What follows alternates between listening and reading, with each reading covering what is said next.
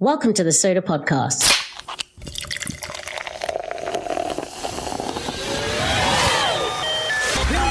We're talking about the Data Dream Team with Jesse Anderson. There's a new approach needed to align how the organization, the team, the people are structured and organized around data. New roles, shifted accountability, breaking silos, and forging new channels of collaboration. The lineup of guests is fantastic. We're excited for everyone to listen, learn, and like. Without further ado, here's your Data Dream Team host, Jesse Anderson. Hello and welcome to the Data Dream Team podcast. My name is Jesse Anderson and welcome to our first guest of season 2. We have Tim Carmichael with us. He is the CDO at the Chalhoub Group. Hopefully I said that right. And that my Arabic is standing up. Tim, would you mind introducing yourself a little bit more? I'll be delighted to, Jesse. Thanks very much for having me on the podcast. As you said, I'm Tim Carmichael. I'm the Chief Data Officer at Chalhoub Group, which is a leader in luxury retail in the Gulf region and the wider Middle East. And an area that was completely new to me when I came to this organization. As a middle-aged Englishman, by definition, I know nothing about fashion or beauty. And so the good news was I've been employed for what I do know about data. And that's what I do at the moment. In terms of background, it's my third attempt at being a Chief Data Officer or Chief Analytics Officer. And my previous experience has been in the public sector and in the private sector. So Tim is being very shy right now. He's actually dressed like Elton John. You may not see it if you're just listening, but Elton John would be jealous right now of the outfit that Tim is wearing. It's just blinking. I'm having a hard time looking at him right now. Thank you, Tim, so much. Thank you for coming. So you, before moving to Chalhoub, you were in the British military.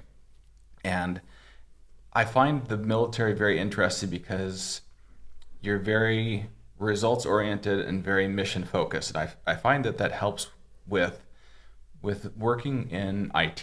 Do you find that as well? Yes, certainly. I had a really enriching and challenging career as an officer in the British Army, which kept me going and kept me interested and motivated for quite a long time. But towards the end of that career, I ended up as the British Army's first Chief Data Officer.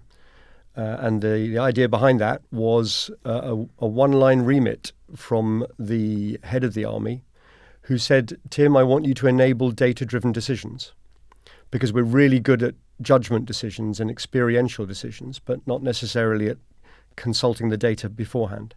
And I thought that was really quite a humble insight from the leader of an organization that likes to be good at a lot of things. So I enjoyed being its first Chief Data Officer and setting that up from scratch. But in doing so, I was leaning on a range of experiences that I built up over the years where I basically flipped between more technologically driven roles and operationally driven roles and bounced between the two. So by the time I got to that stage where it was something I could take on board as a responsibility, I was probably best placed to have that conversation that allows a meaningful conversation between technologists and what we now call the business side, but at that stage I guess would have felt like the operational sharper end of the Army. And I think that's how I got going in this role. That's interesting. So would you tell me more about how you staff that? Because I think you're probably the first public servant I've been able to talk to about this who can actually talk about it.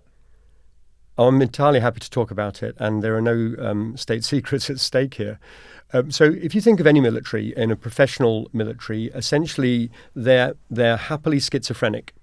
On one side of the coin, you have an organization of the kind of the images you'll see on TV and on news and on film of men and women in camouflage pajamas running around with rifles and weapons and doing what only professional soldiers can do, which is a very tactical way of fighting. And that's, of course, quite an extreme lifestyle. But on the other side, it's still a corporate existence. You can think of the British Army as a $15 billion a year corporate global non-for-profit. and therefore has to have all of the governance you'd expect in place, and then some more, because of course it's spending taxpayers' money, and therefore to make sure there's as little wastage of that money as possible is very much part of the remit, and therefore the linkage to business is quite close. Now, how we staffed it, to finish my answer, is essentially a threefold mix. It was a threefold mix of military personnel, of civil servants, so permanent employees of the Ministry of Defence, and of contractors to fill in some of the skills gaps that weren't able to be filled at that time by our sort of organic workforce. And what was the breakdown, approximately, percentage-wise? Well, I would say about 50% military, about 30% civil service, and about 20% contractors. And the contractors were people who allowed that endeavour at that time to get going and generate momentum whilst we grew skills in the background, because I'm sure, as you appreciate, some of the specialist skills associated with, particularly with data engineering, data science, and to a certain extent the art of data visualization, were in rarer supply. And there's a rather unique character about the military, which is that they grow their own, so they don't buy in capability or skills sideways. They grow it from the most junior soldier up through the ranks. And therefore, if you don't have the foresight to recruit those skill sets, it takes a generation to develop them. You can't just buy them in laterally like you would in a commercial endeavor. And in a similar question, what was your breakdown of data engineers, data scientists, percentage-wise? It was many more engineers than scientists, essentially, and I relied on some really close colleagues in the IT setup to help us with that data engineering and software engineering approach. And then what did you carry over from your military experience, and what did you leave behind? I left behind as many of the stereotypes as I could. I didn't really subscribe to them anyway when I was there. So occasionally I'll meet people who think that, you were an army officer, therefore you made a living by shouting orders and telling people what to do. And that was rarely my style anyway, and it's certainly not a style that will translate into any other meaningful endeavour outside the very rare occasions where an order is the right thing to do. So I certainly left that behind, or any vestiges of that behind. What I took with me is the idea of service to others. And I don't mean that in some sort of holier-than-thou altruistic way. I mean that's the best way to get the best out of other people, to set them up for success, and to do all I can to make other people as good as they can be, and to bring together the component parts of a jigsaw team with multiple skills, and to bring that together into a cohesive whole greater than the sum of its parts. And when did you pick up the habit of dressing like Elton John? It's Rocket Man. Was that in the Army? That was after? That was just Friday evenings. Okay, good. So now let's go to your next position at Chalhoub. Did I say that right? Chalhoub Group? Yes. Chalhoub, okay. Could you tell us more about this business? Yes, so my current role in Chalhoub Group is to run its data endeavor, but the Chalhoub Group is a family business that started in the 1960s with an amazing husband and wife team from Syria. And they progressed a business literally starting selling out of a suitcase, but with a taste for selling and selling into the luxury market, which was growing at the time. And through a series of migrations via the Lebanon, Kuwait, and then into Dubai. And you can imagine the kind of historic events that forced them away from Lebanon and forced them out of Kuwait. The family showed amazing resilience and landed in Dubai some time ago, at a time when Dubai is not the metropolis it is now, and so made a big bet on the future of that emirate in particular, but also all of the UAE and the Gulf region as being the region they wanted to market to, because there's a hunger for the luxury items. And Chalhoub Group sells beauty and fashion items, so items around makeup, around face care, around clothing that you can only imagine that some people would want, dresses, shoes, and so on. And I think the way I would define it at its heart, the definition of luxury, of course, is something you don't necessarily need but you really want. And that's the itch that Chalhoub Group tries to scratch in a way that really delights our customers. That's interesting. I think when we first talked about it, I said, the next time they move, tell me so that I know not to go there. Come to Dubai, my friend. It's great. I do want to. So that actually reminds me, if we have any listeners in Dubai, I actually want to go. That is on my list. So I do want to go. Please invite me in some fashion. So let's talk about your journey there. So right now, could you talk about where you are and where you want to go data-wise for Chalhoub? I was one of the luckiest men alive because I got to take over a going concern set up by the amazing Ryan Den Roen. And for those of your listeners who have come across Ryan, he has a heritage in Google and Dyson. And he came as the single person data team towards the end of 2019. And he set up a team and he set up the backbone of the team and of the data platform that we use, of our big data platform. And then about a year later, he invited me to join him. Shortly after which, he transitioned across to leading our e-commerce endeavor inside Chalhoub. So Chalhoub has an ambition, which it's already realizing, to be a genuine hybrid retailer, both bricks and mortar retail, but also online, web and app retail. So the idea is we delight our customers wherever we find them. And therefore I inherited that and got to take over from Ryan as the CDO. So I inherited something that was already up and running, and whilst not 100% fit for purpose, certainly good enough to be getting going in the early use cases around understanding our customers' behaviors and understanding how we link customer understanding to those transactions, the orders that those customers make, a key linkage. And also understanding all the detailed data about our stock, where it is, and where it is throughout the supply chain. Those were two big pain points that the company was quite blind to before, as it started out on its data journey. And now we've expanded into data that covers the whole breadth of a modern business that you would expect to see. So data associated with our customers, as I've said, with our upstream supply chain, so demand planning and ordering and dealing with our suppliers and our franchisees, but also downstream, whether it's a distribution model or a direct-to-customer model. So we're talking about the fulfillment in warehouses or in stores and the downstream supply chain, the last-mile delivery to customers, so that we provide them with the goods that they've asked for as promptly as we can, given the logistics of the area. Plus, of course, all that finger-on-the-pulse analytics, as I would call it, of understanding sales and understanding gross margin and sell-through and markdown rates and all of the other really important business metrics that are the beating heart of the business. And where are you on your journey to AI and ML? We're at a very early stage of maturity, and I'm entirely unashamed about that.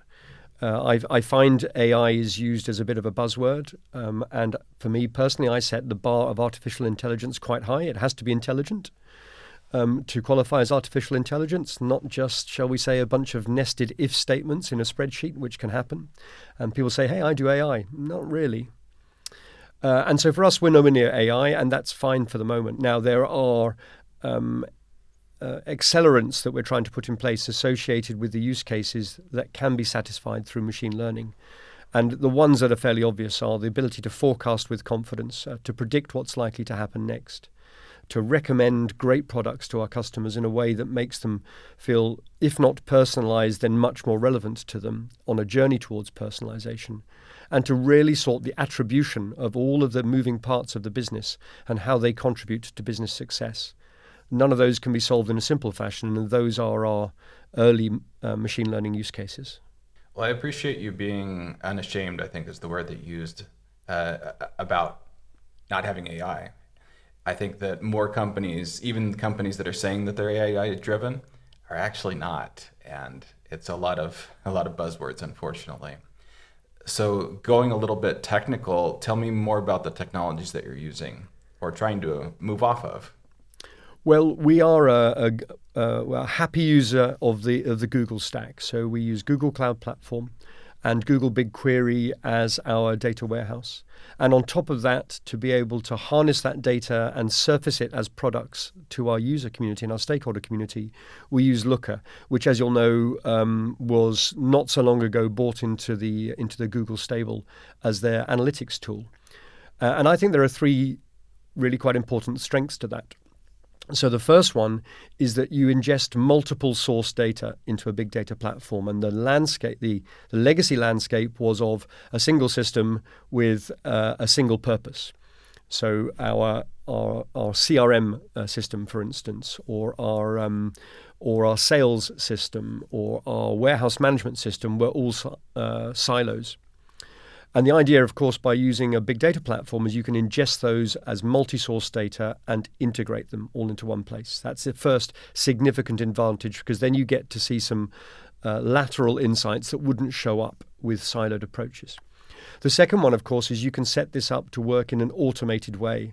And I think we all know the fairly standard productivity use case when someone says, hey, it takes me 4 days to produce the weekly report, and it's painful, and I make mistakes every week, and I try to cover them up, or I try to address them, but it's hard. Or even worse, I worked in an organization once that took 9 days to produce the weekly report. Go figure. Well, of course, now it's one touch, wait 10 seconds, there's your answer. And so there's a huge productivity gain for those people who were previously trapped and handcuffed in the churn of dealing with routine reporting, and now they can deal with what that reporting tells them. So it takes them much further forward in their insights. That's the second advantage, automation. And the third advantage is that the whole process is set up to default for self-service. Now, actually, this has proven our biggest challenge, because the culture of the business was one where analysts did the analysis and would explain to business leaders. And now what we're inviting business leaders to do is to change their reflexes and have a different approach to self-serving on their own data and on their own insights that come from that data, so they can make better decisions in a more prompt way and therefore drive value.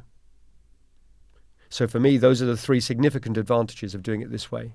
There's integration, automation, and self-service baked into our approach. One thing I really like about you, Tim, and I think you can even hear it, just even the podcast listener so far, is the humility you have around this. There's humility I see. For example, when you were saying, I don't bark orders, you could have barked orders when you were in the military. You didn't need to. You didn't feel that need. So you also talked about the need to recognize help and getting the team set up. Where did you go for that help? Well, I rely on a lot of other people in our wider ecosystem, not just the people inside my team. So when you're looking at setting up a team, of course, we have a really capable in-house talent acquisition organization who put their feelers out into the local, indeed the global market, to look for rare talent. I'm sure it won't need me to explain to any of your listeners quite how challenging it is to find really skilled practitioners. But it's one of the areas where we laid down a red line, where we said we won't compromise on talent. We won't compromise on the real skill sets of our people, because we're on a voyage of transformation, and you can't have people who are just good at one thing to help you there. You've got to have people who also have the imagination and the willingness to learn and develop, to learn new things as they go. And therefore, you can't compromise on the talent. And I'm really fortunate that the talent acquisition team has helped us. I also rely on some of my colleagues around us to do that kind of course filtering that takes a long list down to a short list, where we can really focus in on making sure that if we recruit a certain individual, we would be doing so to set them up for success. We wouldn't be doing so to set them and therefore the business up for failure, because that's in no one's interest.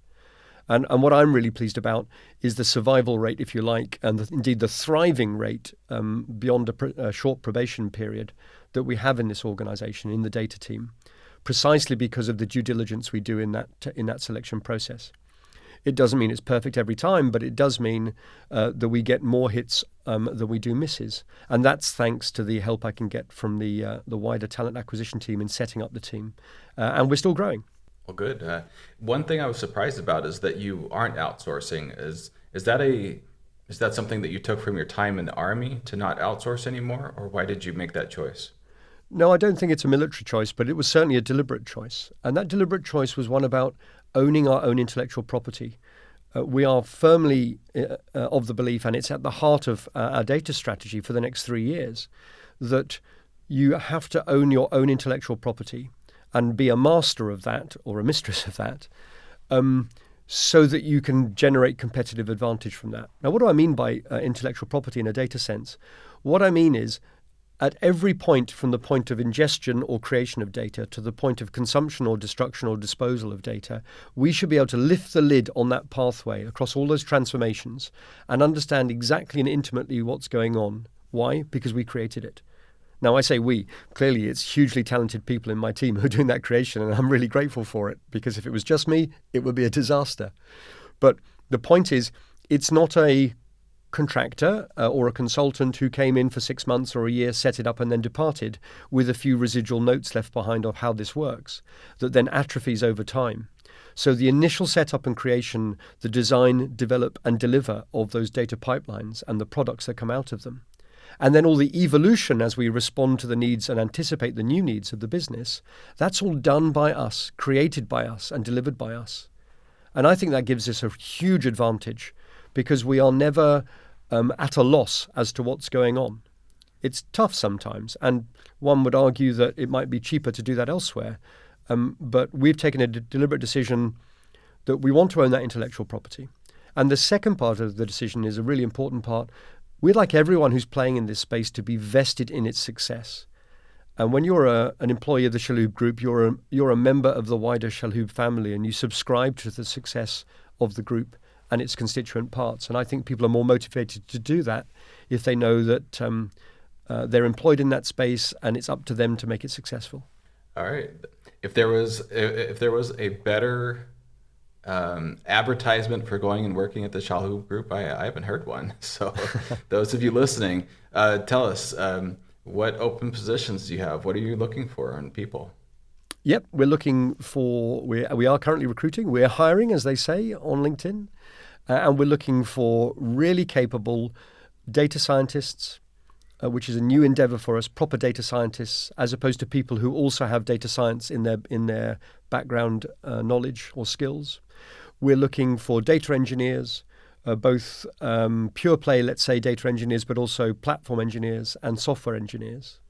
We're also looking for people who can help with the products that we provide in terms of product management, and people who can help at the coalface of where we interact with the business, more on the analyst side and on the creation side, because we want to act as an accelerant for our business partners and our stakeholders. And therefore, sometimes we do the heavy lifting of creating that basic lifeblood of information flow for them through reporting and dashboarding.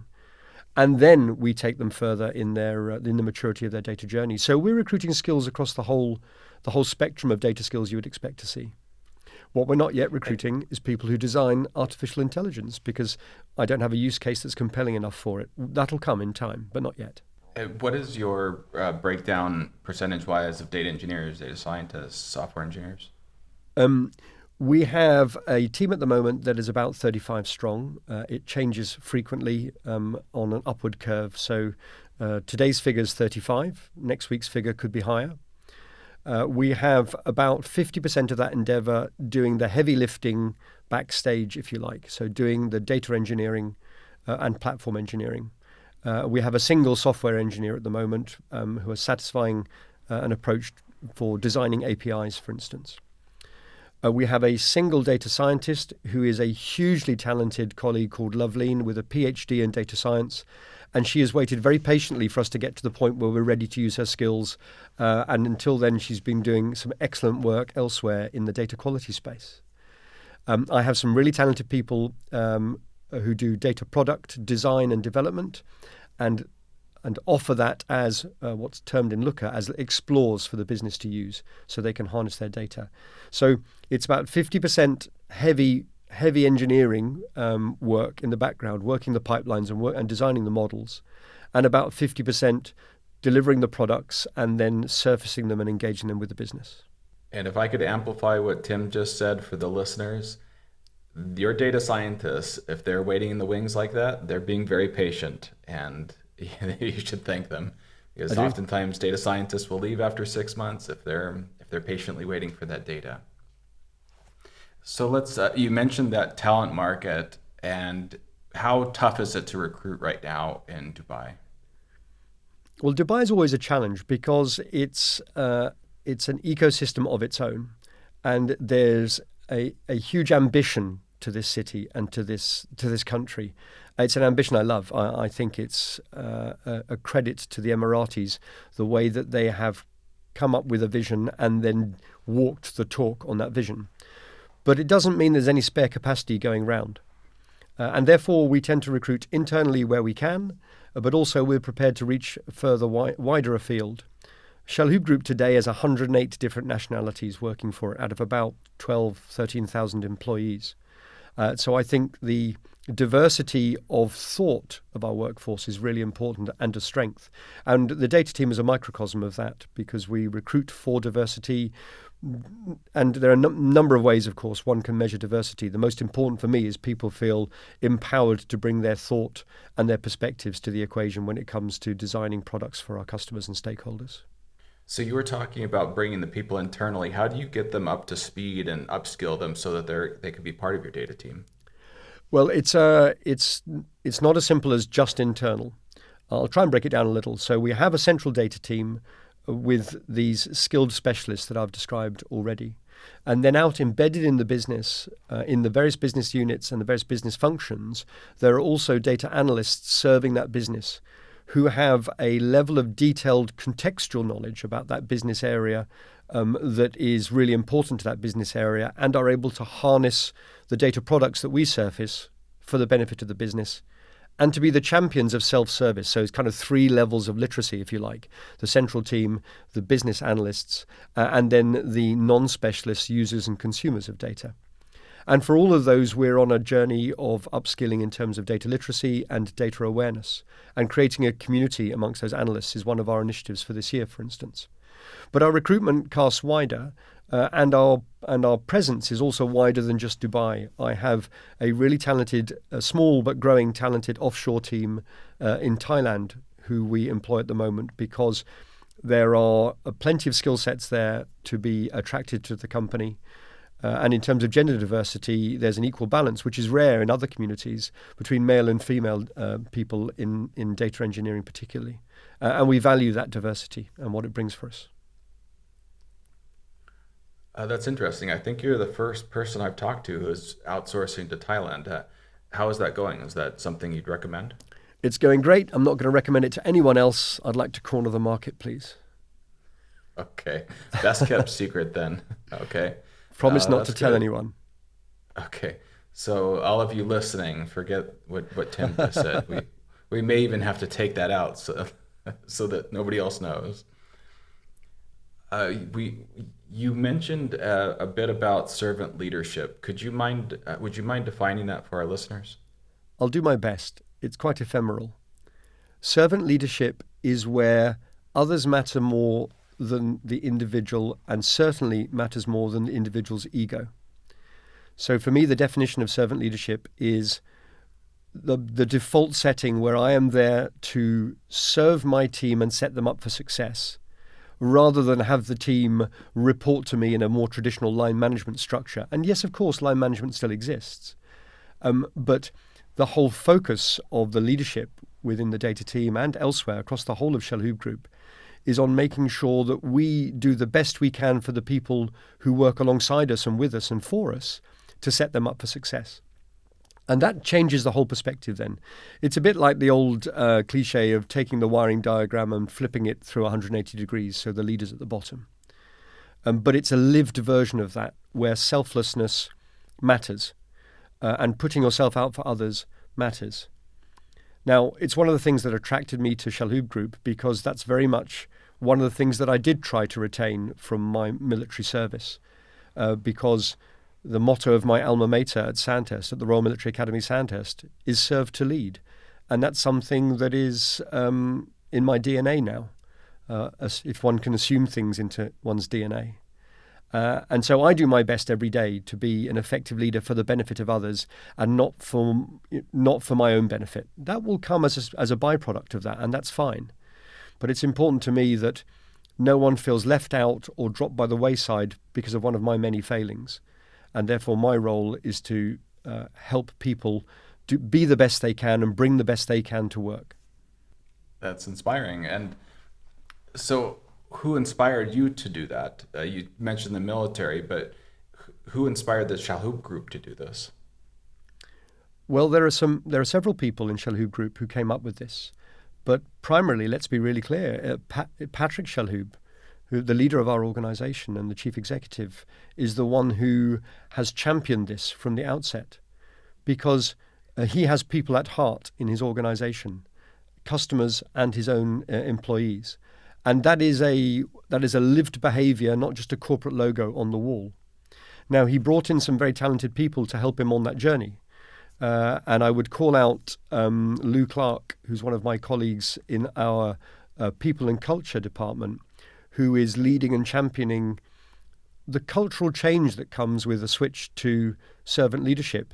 Because, of course, with 108 different nationalities and that many different cultural backgrounds, it's not apparent, if you haven't experienced it before, what good servant leadership looks and feels like. So there's a deliberate transformational change program that's underway in the group about educating around that and deliberately taking the time to educate people. What does it look and feel like, servant leadership? Why is there a benefit to it? What is the business benefit to be had? And what are the behaviors and values that we espouse that can be demonstrated through servant leadership? And so what does good look like when you see it? And what does not quite good enough look like so you can aspire to good enough? And I think Lou and her team have done an amazing job in putting together a meaningful package and then insisting on the accountability that goes with that. I think that's the crucial additional step beyond just education and learning. And now, finally applying that to data teams, what is the one thing that you've seen be really interesting as applied to data teams for servant leadership? I think the phrase I would use is empowerment. And ironically, as someone who sees himself as a servant leader, I was corrected earlier this week, quite rightly, by one of my colleagues who pointed out that we weren't empowering enough of the team to have a voice enough of the time. And I take that really seriously because I consider my ivory tower and believe I'm getting it all right. But what I felt really encouraged by that is that individual, and I'll name her, she's my colleague Carly, and she's an amazing professional, but she felt confident enough or to have the remit to come and speak to me and say, hey, Tim, there's a problem here, and I think we need to fix it, and I think you're part of the solution in fixing it, and I'd like your help, please. And she didn't feel that she couldn't have that very frank conversation. We welcome feedback as part of our culture in the team and in wider Chalhoub. And she chose to give me some feedback, which I found super useful and I need to enact. So empowerment is one of the facets of servant leadership, where you empower people to have an opinion and to be as good as they can be. And my colleague and friend Carly used that on me just this week, and I'm grateful for it. That's living it. Let's switch up a little bit. It's somewhat related, but you are obviously from Britain, England, and you're living in Dubai. What is it like living and working internationally? Well, it's living and working internationally is something I've done throughout my professional life. My first existence living in another country was when I was still 19, and I lived in Germany. Actually, it was West Germany then, which tells you how old I am, before Germany reunified. I've also lived in other parts of Europe, in France, in Belgium, and for periods of time in perhaps less hospitable or welcoming parts of the world for obvious reasons. And I won't dwell on that. So living in another country is something I always enjoy because it brings a cosmopolitan and a more eclectic mix to life than living in just one society. Much as I love and appreciate my home country, there are other things on offer in the world, and I've really enjoyed experiencing them. Dubai itself, well, there's only one word for it. It's bonkers. I love Dubai. There is an optimism and an ambition about the place, and it's a city of opportunity. Someone said once, a wise person, I think it was Oscar Wilde, whoever's tired of London is tired of life. I think whoever doesn't seize opportunity in Dubai is simply closing their eyes. And for my relatively brief experience here so far, of the last 18 months, I've loved it. That's awesome.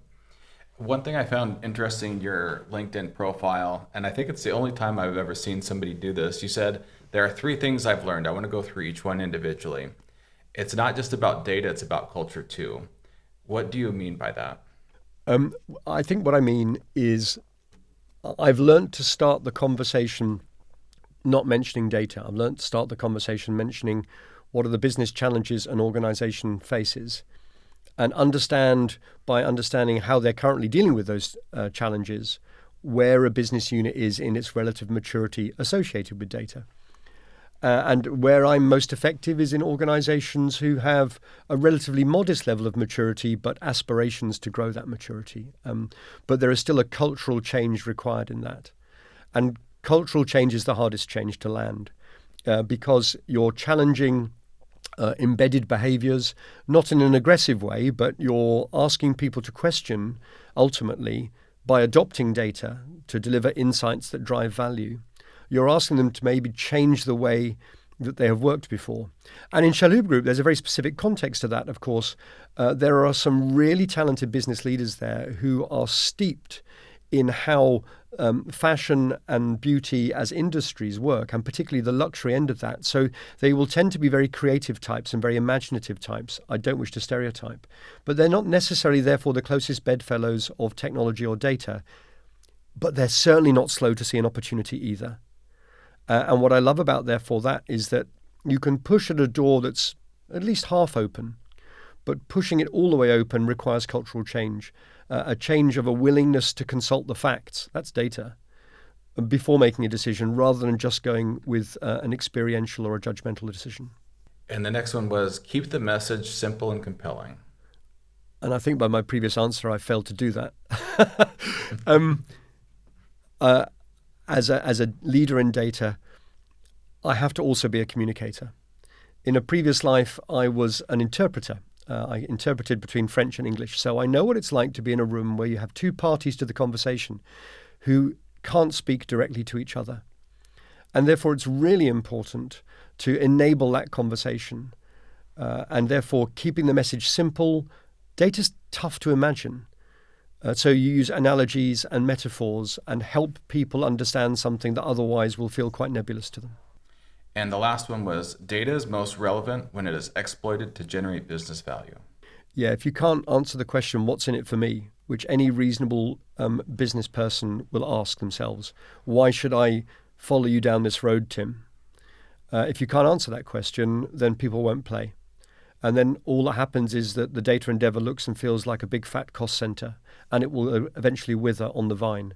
So data has to be worth its own money. In fact, it has to be a generator of profit and of value, and a multiplier of profit and value. Otherwise, there's little point in starting on that endeavor. Yeah, those CDOs, managers listening to this, Tim is exactly right. It will die on the vine. There's a limited time. So please don't bide your time. Just make sure you're generating that value. Can't echo that enough. So we've talked a lot about teams, but we haven't talked about how your team is laid out. Could you lay out how the team is laid out and maybe how any changes that you would make to the team organizationally? Yes, we've evolved a team in 3 pillars. The acronym we use is API, So A for assets, our data assets, that's our architecture and engineering team. And they do, as I mentioned earlier, the heavy lifting associated with the design of our data ingestion and our extract, transform, load, and the workings and the modeling inside our big data platform, inside Google BigQuery. So that's the architecture and engineering team known as our data assets team.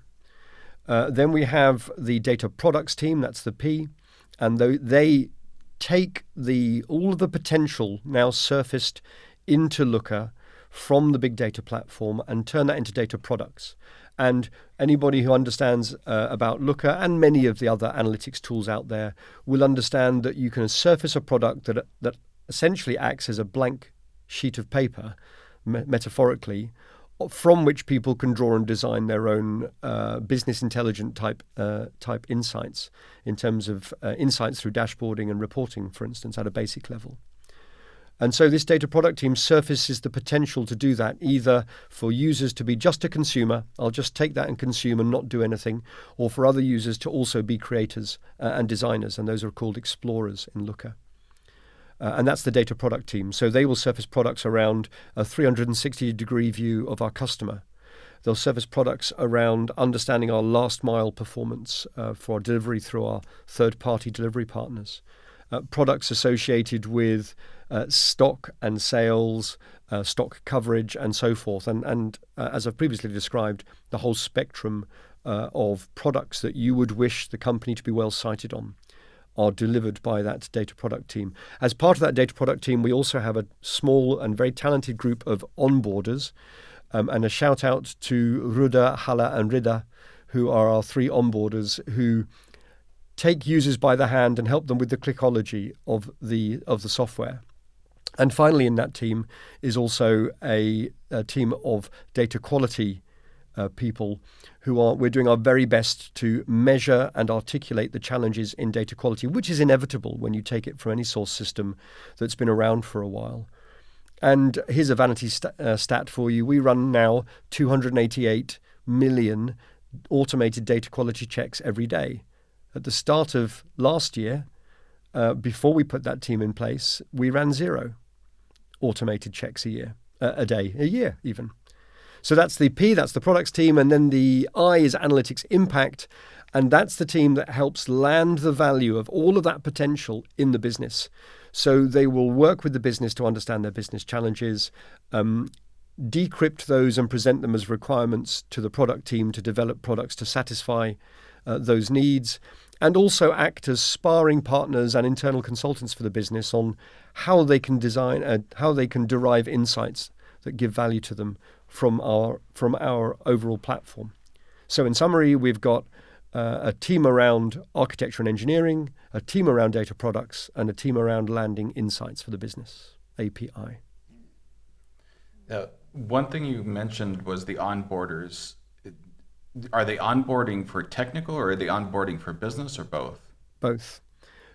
But the main focus is for business because, as I mentioned earlier, one of the strengths of the approach we're taking in using Looker as our tool is that its default setting is for self-service. And so if you're asking non-specialists to self-serve on a data tool or on an analytics tool, they really need to know their way around it. And after a little while, it's as intuitive as using a spreadsheet or intuitive as running a PowerPoint deck, but people don't have those reflexes yet. And so we have to help them with that. You can't just throw the tool at them and give them a login and say, over to you. So definitely the focus is on scaling up the number of subscriptions we have with our business users. But then there's also a special focus on the data analysts who are embedded in the business, in our community of analysts out there in the business, who will have further questions and answers to be had over the best tips and tricks to use, and our onboarders and others help them with that. That is interesting. I'm going to have to keep on looking out for that. That's kind of the missing piece with the whole self-service. How do people actually self-serve? We need somebody to help them self-serve and teach them. We need to teach them to fish. Because if you can't teach them to fish, they're going to revert to what they were doing before. And the pre-fishing version in data is, I'm going to go back to my pet spreadsheet, please. And that doesn't feed enough people reliably enough. Very good. Would you mind sharing the greatest team or story that you've never told? I'd be delighted to. I have a story about a colleague of mine, and I know because I've asked him, he won't mind me mentioning his name. His name's Hisham. And Hisham has had problems over the last couple of years with mental health and with a sense of well-being. And he's at times struggled with his mental health. And very sadly, last year, Hisham lost his father. And so on top of his challenges with mental health, he was also faced with that body blow of grief when you lose a loved one. And especially, there are no shortage of people, of course, recently who have done so in the pandemic. But when it's your father and you're the son in this culture, that's such an important relationship. And that almost knocked Hisham out. But he had the courage to put his hand up and say, I'm struggling here. I'm really struggling here, not just a bit, help. And what I was hugely encouraged was the way that the whole team, even people who don't routinely work alongside Hisham, stood up to be counted and said, how can I help? Let me do what you were doing, and I'll pick up that burden. Let me help with this area. Let me make a phone call with you every now and again just to check how you are. So a range of different helps which played to people's strengths, whether they were going to be good to pick up the workload that Hisham had previously had, to give him the breathing space, or to care for Hisham as a fellow and a fellow colleague and as a human being. And I found it, I have to say, hugely touching with the way people responded to a very personal crisis there. And of course, that's not a story that's specific to data. It's not a story that's specific to this region, to this company. It's a story that's much more common, I think, than people understand. But what is a measure of success here? I'm going to put it in Hisham's own words. Hisham said to me recently, it's still difficult. There are still challenges. But I'm no longer afraid to fall when I know there's a team behind me to catch me. And I think we've taken away the fear element for Hisham. And that makes me, just so enthused for the power of humanity and looking after other people. And I think it's important that people acknowledge that it's okay not to be okay. And we have tried in our very modest way to make that part of our culture as a team. Well, Hisham, if you're listening, there's even more people rooting for you now. And those others of you who are experiencing similar mental health issues, we're rooting for you as well. We will get through this. What do you never compromise on? Work-life balance. And that's a selfish act. And it's a selfish act because I know I get more out of people if I insist that they don't compromise on their work-life balance either. It's very easy for anyone to say, work harder, work longer. Clearly, working smarter is the more intelligent thing to do, but also knowing when to stop. There's the old phrase, isn't there? When the work's done, stop. Well, our work is not really ever done, but we should stop anyway. And one of the things I like to think that I have offered my team on a personal level is, again, that freedom to say, no, I'm taking my time off, and it's my time off. And I'm taking my weekends, the majority of my weekends, and I'm taking my evenings, the majority of my evenings, and they're mine. And that's fine. And that's entirely legitimate. And why do I think that's a selfish act on my part? Because I get more motivated, refreshed people who, when they come back from their leave or when they come back from their weekend away, are enthused about their work and they're not exhausted the whole time. One of the members who came to our team, and I won't name this individual, came to us at the end of last year from a stint of 8 months where he had worked every day for 8 months with not a single day off, including weekends. And he was truly exhausted. So the first thing I said to him is, hey, look, the first thing you're going to do on our dollar is take some leave, take a break, and we'll get you back when you're refreshed. And that's paid dividends. So work-life balance, I won't compromise on. What is something that would surprise everyone that has worked with you in a team? Oh, I'm a bit of an open book, so I don't suppose there's many surprises left. But maybe I'll talk about imposter syndrome. It's a facet of leadership, and I think that more people who are in a leadership position have it than possibly admit it. But there are still times when I'm waiting for someone to come and tap me on the shoulder and say, well done, Tim, it's been a good run, hasn't it? But yeah, we've found you out now. You can go home. And who knows, maybe that'll happen one day. But I think for any leader who has any self-awareness, they'll also be aware of their failings and their weaknesses. I'm not one to overdwell on those. I prefer to play to my strengths because I have the confidence to believe that my strengths are helpful to the organization and to the people I work with. But still occasionally there's that imposter syndrome. There's a little voice that everyone has in the side of their head saying, they're going to find you out soon. And I just have to acknowledge that that's part of who I am. I have that imposter syndrome too. I always thought, I guess growing up, that somebody would dub thee. I dub thee CDO. And the queen comes out and she dubs thee, and then nobody can ever say, oh, Tim, how are you a CDO? Yeah, you're a fraud. That doesn't happen. Thank you so much, Tim. I think this has been a really interesting show. I really appreciated how openly you shared. I actually found the Chalhoub Group's ethos and corporate culture to be very interesting. So definitely something we'll want to look at. Thank you so much, Tim. You're welcome. Great to be here. Well, that was great. So informative, refreshing. I loved it. Remember to check dreamteam.soda.io for additional resources. dreamteam.soda.io. We'll meet you back here soon at Soda Podcast.